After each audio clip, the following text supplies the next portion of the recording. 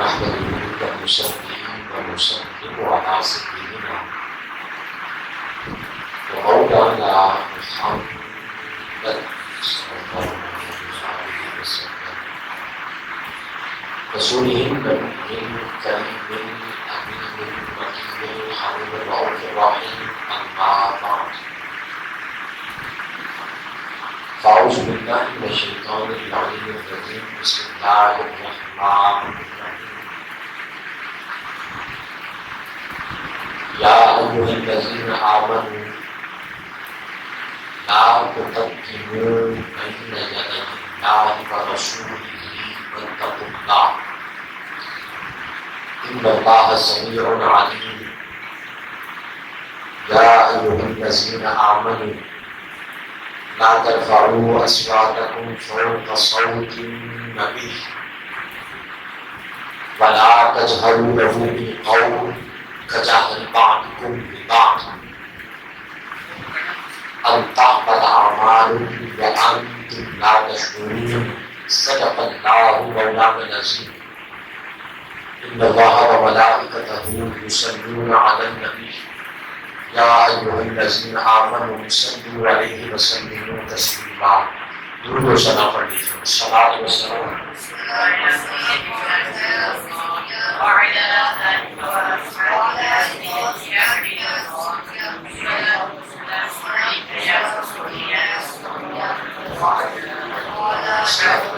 علیکم سیدی یا رسول اللہ وعلى آلك وأصحابك يا جد الحسن والحسين اور تعالیٰ کا کروڑ شکر ہے کہ جس کی توفیق خاص سے حضور علیہ الصلوۃ والسلام کے نعلین پاک کے توسل سے آج ہم ماہانہ درس قرآن و حدیث میں شریک ہیں اور تعالیٰ جملہ اعمال کو اپنی بارگاہ میں درجہ قبولیت عطا فرمائے اور مالک ہماری کل خطاؤں کو معاف فرمائے۔ اور آج کی اس خوبصورت محفل پاک کی صدارت محترم المقام بھائی کے ساتھ احترام محترم میر الحاج محمد اسلام صاحب دامت برکاتہ العالیہ آپ فرما رہے ہیں، اور محترم المقام محترم محمد احسن صاحب اور دیگر صاحبزادگان صاحب اللہ پاک آپ احباب کا سایہ ہمارے سروں کے متعدد قائم و دائم فرمائے۔ مالک آپ کے علم کے اندر برکتوں کا نشور فرمائے۔ آج کی اس خوبصورت تقریب میں جو موضوع میرے ذمہ لگایا گیا ہے واقعہ علیہ الصلوۃ والسلام کی توقیر اور عظمت کے عنوان سے، یاد رکھیے گا حضور علیہ الصلوۃ والسلام کی ذات مبارکہ کا ادب، آپ کی ذات مبارکہ کی توقیر، یہ ایمان کی روح ہے، یہ ایمان کی جان ہے، اور اس کے علاوہ جتنے بھی اعمال صالحہ ہیں وہ ایمان کا جسم ہے۔ نماز ایمان کی روح نہیں ہے، ایمان کا جسم ہے۔ روزہ ہے، حج ہے، زکوٰۃ ہے اور کل دیگر اعمال صالحہ وہ ایمان کا جسم ہے۔ اب یہ نچوڑ قرآن و حدیث کا ہے۔ اب بڑی سادہ سی بات ہے، اگر جسم سے بدن سے روح نکل جائے، آپ اور میں کیا اس جسم کو قبول کرتے ہیں؟ ہم اسے قبول نہیں کرتے۔ سگا باپ بھی کیوں نہ ہو، سگا بیٹا کیوں نہ ہو، ایک وقت کے بعد ہم اسے زمین کے سپرد کر دیتے. کیوں؟ کہ جسم میں روح نہیں ہے. اور اگر روح باقی ہو اور انسان کی آنکھ نکل جائے، جسم میں نقص آ جائے، بازو کٹ جائے، ٹانگ کٹ جائے، لیکن بدن میں بھی روح باقی ہو، بتائیے گا کیا ہم اسے قبر میں رکھا تھے؟ حالانکہ جسم میں نقص آ گیا، ہم نہیں رکھتے قبر میں. کیوں بھائی؟ کہا روح باقی ہے، لہٰذا یہ جسم قابل قبول ہے. اور اگر سر دفعہ سارا بدن سارا جسم سلامت ہو، کوئی رتی برابر بھی جسم میں نقص نہ ہو، روح نکل جائے گا تو روح نکل کر لینا چاہیے. کیونکہ بدن میں جسم میں تو نقص نہیں ہے. جواب آتا ہے روح نہیں تو بدن سلامت بھی ہو تو ہمارے کسی کام کا نہیں.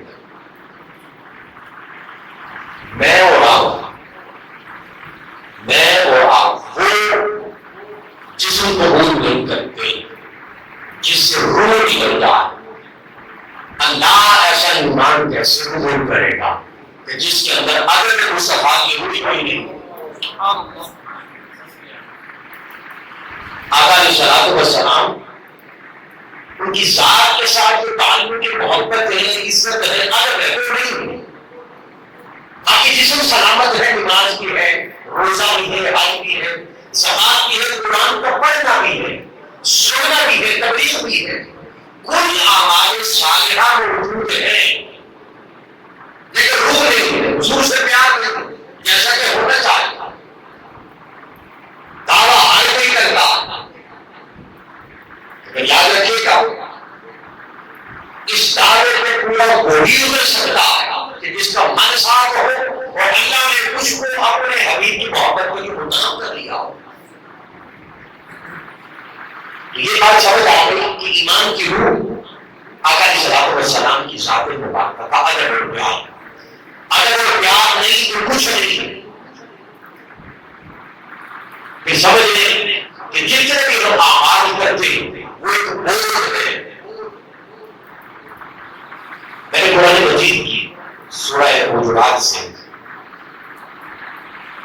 چند آیات مبارکہ میں تلاوت کی. اللہ کیا فرماتا ہے؟ یا ایھا الذین آمنوا، اے ایمان والو.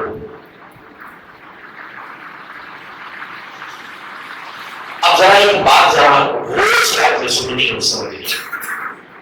اب ہم سے لے کر ناس تک میں پورے قرآن میں جو اللہ نے اسلوب دیا ہے وہ میں آپ کے سامنے بیان کرتا ہوں. اللہ نے کہا یا ایھا الذین آمنوا، اے ایمان والو. کہیں اللہ کہتا ہے یا ایھا الناس، اے لوگوں. آقا علیہ الصلوۃ والسلام مکہ میں تھے، مکی زندگی تھی. اللہ رب العزت نے کثرت کے ساتھ یہی فرمایا یا ایھا الناس، اے لوگوں. وہاں کثرت کے ساتھ یا ایھا الذین آمنوا نہیں تھا. جب حضور مدینے تشریف لے آئے اب کثرت کے ساتھ اللہ نے یہی خطاب کیا ہے یا ایھا الذین آمنوا، بلکہ 99 مرتبہ آیا اے ایمان والو. فرق کیا ہے؟ یہ حضور اللہ نے کیوں متصل کیا؟ اس میں پیغام ہے. میری بات بے ترتیبی ہو سکتی ہے، میری بات بغیر حکمت کے ہو سکتی ہے. اللہ کا کلام اور اللہ کا اسلوب بغیر حکمت کے اور بغیر ترتیب کے نہیں ہو سکتا، کیونکہ وہ کلام الہی ہے، اس میں نقص نہیں لا سکتا. مکہ میں یا ایھا الناس کہنے کی وجہ کیا تھی؟ اس کی وجہ یہ تھی کہ وہاں اپنے بھی تھے، پرائے بھی تھے. تو اللہ نے کہا یا ایھا الناس، اے لوگوں.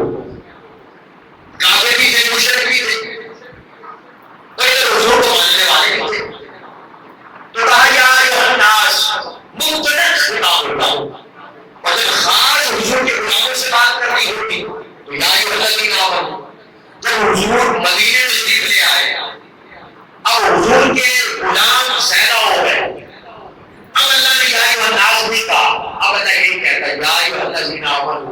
اے میرے مصطفیٰ کے ماننے والوں، اے میرے حبیب کے ماننے والوں. ایک تو یہ، اور دوسرا اللہ کی سنت وہ کیا ہے کہ جب اللہ قرآن میں کہتا ہے نا یا ایھا الناس، اے لوگوں، اس کے بعد اللہ کبھی توحید کی بات کرتا ہے، کبھی قرآن کی بات کرتا ہے، کبھی اپنی تخلیق کی بات کرتا ہے، کبھی آخرت کی بات کرتا ہے، کبھی زمین و آسمان کی بات کرتا ہے. جب وہ کہتا ہے یا ایھا الناس تو موضوع اللہ توحید بھی بنا لیتا ہے، اپنی تخلیق بھی بنا لیتا ہے، انسان کی تخلیق بھی بنا لیتا ہے. تو انسان کو میں نے تخلیق کیا ہے، قیامت کی بات بھی کر لیتا ہے، آخرت کی بھی بات کر لیتا ہے. لیکن جب اللہ بات کرتا ہے نا یا ایھا الذین آمنوا کہتے ہیں، تو پھر اللہ موضوع ایک ہی رکھتا ہے، وہ موضوع حضرت مصطفیٰ اور مصطفیٰ. اس کی مثال جس آیت مبارکہ میں نے تلاوت کی، یہ اللہ کی صورت ہے. کیا فرمایا جہاں سارے ہو، میں حبیب کو ماننے والے بھی ہوں، نہ ماننے والے بھی ہوں، وہاں میری بات کر لیا کرو، وہاں آخرت کی بات کر لیا کرو، وہاں قیامت کی بات کر لیا کرو، نماز کی بات کر لیا کرو. لیکن جہاں صرف حضور کے غلام بیٹھے ہو نا، وہاں پہ بات صرف حضور کی کیا کرو، وہاں بات صرف حضور کی کیا کرو. اور تیسری بات وہ یہ سمجھنے والے، آپ کسی ایسی مجلس میں بیٹھے ہو نا کہ جس مجلس کے اندر آپ کو کل دین بتایا جائے گا، سارا دین بتایا جائے، نماز بتائی جائے، روزہ بتایا جائے، زکات بتائی جائے، تلاوت قرآن، قرآن کی بات کی جائے، قیامت کی بات کی جائے، توحید کی بات کی جائے. کوئی ایسی مجلس کہ جہاں پہ کل دین کی بات ہو لیکن آقا علیہ الصلوۃ والسلام کے ادب کی بات کوئی نہ ہو. آقا علیہ الصلوۃ والسلام کی محبت کی بات کوئی نہ ہو، باقی ہر طرح دین کی بات کی جائے. سمجھ لو کہ اللہ کے طریق سے ہٹا ہوا انسان ہے، کیونکہ اللہ نے کہا ہے کہ حضور کے غلام ہو، وہاں کوئی اور موضوع ہو یا نہ ہو، پر آدم مصطفیٰ ضرور بیان کیا تھا. حضور کی محبت کی بات ضرور کی جائے، حضور کی عشق کی بات ضرور کی جائے. اور یہ نوجوانوں کے لیے خاص پیغام ہے قرآن کا رسول ہے. سنت الہیہ اور کائنات میں سب سے بڑی سنت اللہ کی ہے. اللہ یہ ہمیں پیغام دے رہا ہے کہ ہر اس مجلس کا انتخاب کرو جس مجلس میں میرے حبیب کی بات کی جائے. ہر اس مجلس میں جاؤ، اس صحبت میں بیٹھو جہاں حضور کی بات کی جائے صلی اللہ علیہ وسلم، آقا کے عشق کی بات کی جائے، محبت کی بات کی جائے. میں اس صحبت میں بیٹھو، اس مجلس میں جاؤ اور جہاں حضور کی بات نہ ہو، کل دین کی بات کی جائے، خبردار اس مجلس میں بیٹھنے کی ضرورت ہے. وہ اللہ کے قریب سے ہٹا ہوا انسان. یا ایھا الذین آمنوا، اللہ کو بتا ہے اے ایمان والو. سورہ حجرات، اسے سورہ ادب بھی کہا جاتا ہے.